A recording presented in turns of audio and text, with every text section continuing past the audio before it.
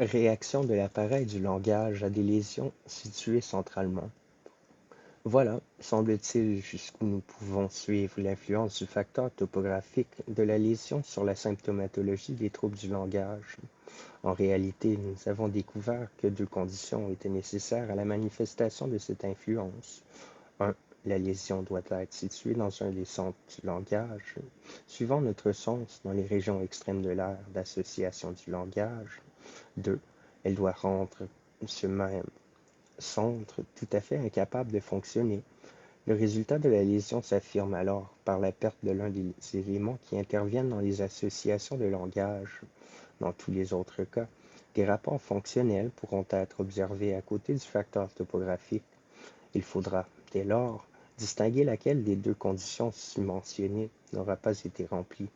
Si la lésion se trouve dans un des nœuds de l'appareil du langage, sans le détruire pour autant, cet élément de l'association de langage réagira alors à la lésion comme un tout par un changement de ses conditions de fonctionnement. Le schéma des modifications de Bastian devient valable dans ce cas. Si, au contraire, la lésion se trouve davantage au centre, elle n'aura d'autre effet, même en cas d'action destructrice, que de provoquer des abaissements de fonctionnement semblables à ceux que je vais maintenant tenter d'énumérer et tels qu'ils résultent de la constitution générale d'un appareil d'association. L'extension de la lésion se limite dans ce cas par la remarque qu'elle ne peut d'aucun côté toucher un centre.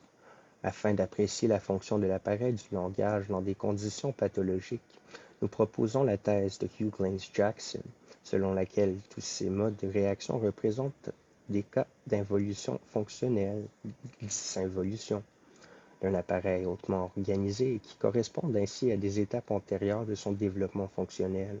Donc, en toutes circonstances, un arrangement d'association qui s'est développé ultérieurement et qui est d'un niveau élevé se trouvera perdu, alors que se maintient un arrangement acquis antérieurement et plus simple. Ce point de vue éclaire un grand nombre de phénomènes de l'aphasie. 1. Tout d'abord, la perte de nouvelles acquisitions de langage à la suite de n'importe quel dommage de l'appareil du langage en tant que super-association, alors qu'est maintenue la langue maternelle. Ensuite, la nature des restes de langage en cas d'aphasie motrice, quand le malade ne dispose plus que du oui et du non, ainsi que d'autres mots utilisés dès le début de l'apprentissage du langage.